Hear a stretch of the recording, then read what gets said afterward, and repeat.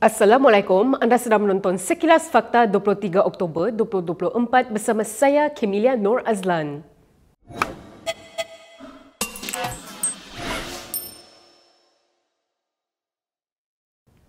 Belanjawan akan mengambil masa bertahun-tahun untuk disiapkan sekiranya setiap butiran perlu diperincikan sebelum dibentang, kata Rafizi Ramli. Menteri Ekonomi itu turut menegur Ahli Parlimen MUA, Syed Saddiq Said Abdul Rahman yang mengkritik pengumuman penarikan subsidi RON 95 bagi kumpulan T15.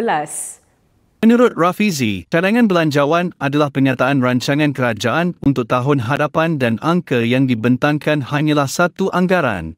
Kalau ikut Syed Saddiq yang semuanya perlu diperincikan dan telah dimuktamadkan baru boleh umum di dalam belanjawan, maka bertahun-tahunlah baru kita boleh siapkan satu belanjawan dan berjilid-jilid buku belanjawanlah yang perlu dicetak untuk setiap seorang ahli parlimen. Sepatutnya beliau sedia maklum proses ini sebab beliau pernah menjadi menteri termuda. Beliau juga menafikan dakwaan bahawa kerajaan tidak bersedia dengan takrifan golongan T15 sebelum membuat pengumuman penarikan subsidi. Sebaliknya, pelbagai kaedah untuk mentakrifkan golongan itu telah dibincangkan. Rafizi mengulangi bahawa takrifan T15 tidak akan berdasarkan pendapatan kasar semata-mata.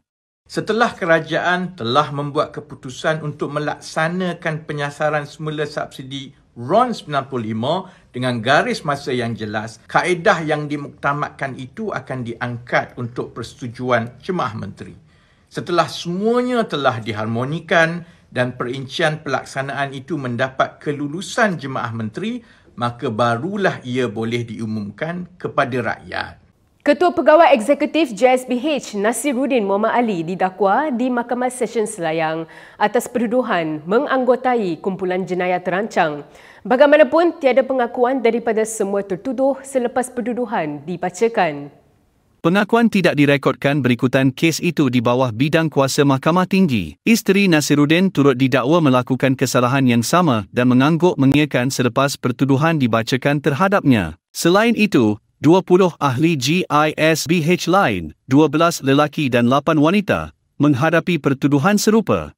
Mengikut pertuduhan, mereka didakwa menjadi ahli kumpulan jenayah terancang GISBH di Jalan Desa Bandar Country Homes, Rawang, antara Oktober 2020 hingga 11 September lalu. Justru pertuduhan dikemukakan mengikut Seksyen 130-1 Kanun Kesesaan yang membawa penjara tidak kurang 5 tahun dan maksimum 20 tahun jika sabit kesalahan. Mahkamah kemudian menetapkan 23 Disember ini bagi sebutan semula kes bagi kesemua tertuduh. Terdahulu, Kompleks Mahkamah Selayang dikawal ketat polis dengan bilik mahkamah dikosongkan kecuali untuk tertuduh, pegawai mahkamah dan petugas media.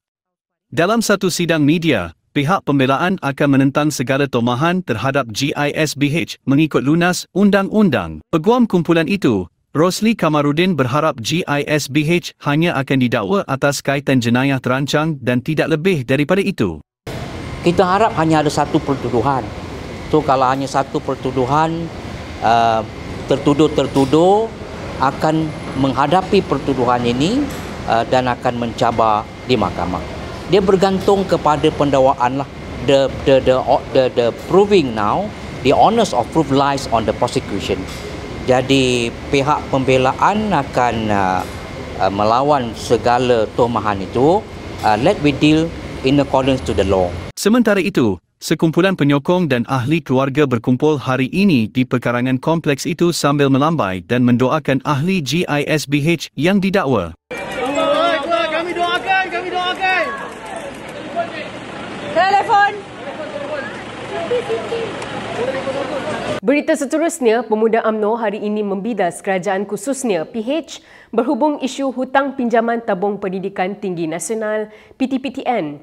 Ketua Pemuda UMNO, Dr. Akmal Saleh berkata sejak zaman BN memerintah lagi, kerajaan telah memaklumkan hutang pinjaman itu tidak boleh dimansuhkan.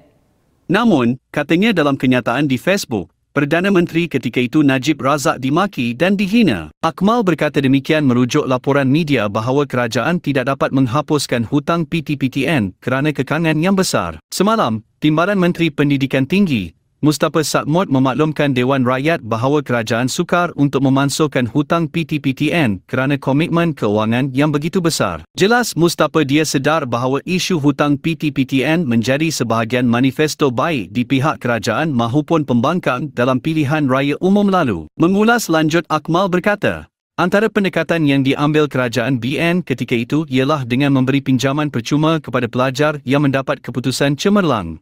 Bekas Naib Presiden PAS, Nakai Ahmad mempersoalkan sesetengah pihak yang terus menunggang nama Rasulullah. Nakai berkata demikian dalam satu hantaran di Facebooknya hari ini. Meskipun tidak menyebut secara jelas, Nahaya dipercayai merujuk kepada pemimpin yang sering menggunakan Nabi sebagai dalil dalam sesuatu isu. Dalam kes ini, Nahaya dipercayai merujuk kepada timbalan Presiden PAS, Tuan Ibrahim Tuan Man yang memetik Rasulullah ketika menyindir Perdana Menteri Anwar Ibrahim berhubung isu gaji. Nahaya berkata individu itu tanpa menyebut nama mengambil gaji untuk bermewah sedangkan Nabi sanggup berlapar untuk membela orang miskin dan anak yatim. Kemarin, Tuan Ibrahim membangkitkan persoalan bagaimana Anwar memperoleh pendapatan dan berbelanja untuk keperluan harian jika dia tidak mengambil sebarang gaji. Menurut ahli Parlimen Kubang, kerian itu secara berseluruh. Sedangkan seorang Rasul pun diberikan peruntukan oleh Allah untuk rezekinya dan keadaan Anwar dianggap lebih daripada Rasul. Jika anda menyukai laporan yang dihasilkan Kini TV, kami amat berbesar hati jika anda boleh membuat sedikit sumbangan kepada kami. Anda boleh menyumbang dengan scan kod QR yang tertera di skrin atau klik pada pautan yang disertakan di bawah. Sokongan anda akan membantu Kini TV menjalankan peranan semak dan imbang serta menghasilkan lebih banyak berita yang berkualiti. Terima kasih atas sokongan anda. Kita ke perkembangan di Parlimen. Keadaan Dewan Rakyat bertukar tegang antara ahli-ahli Parlimen Kerajaan dan pembangkang. Semuanya bermula apabila ahli Parlimen Pendang, Awang Hashim, bangun mencelah perbahasan ahli Parlimen Kapa, Dr. Halimah Ali.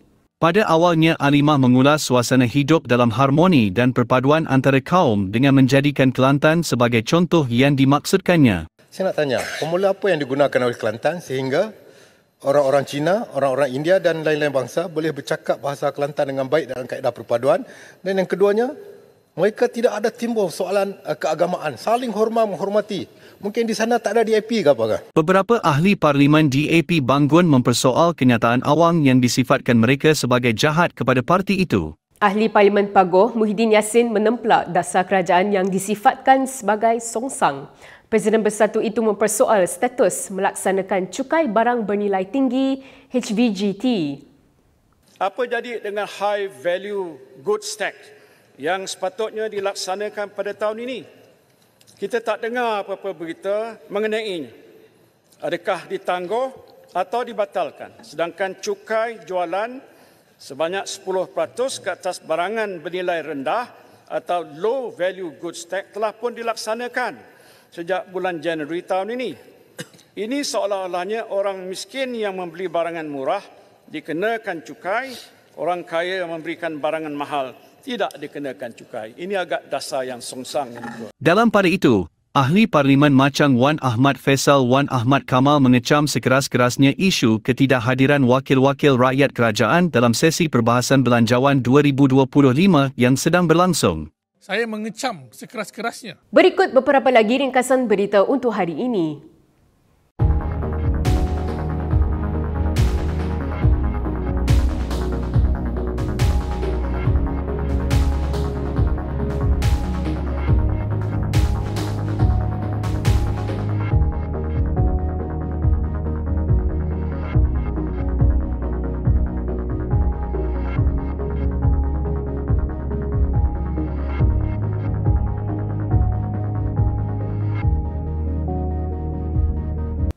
Sekian sahaja daripada saya, Kemilah Nur Azlan untuk Sekilas Fakta.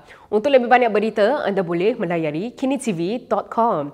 Anda juga boleh mengikuti kami di Instagram, Twitter, YouTube dan Facebook. Salam hormat dan jumpa lagi.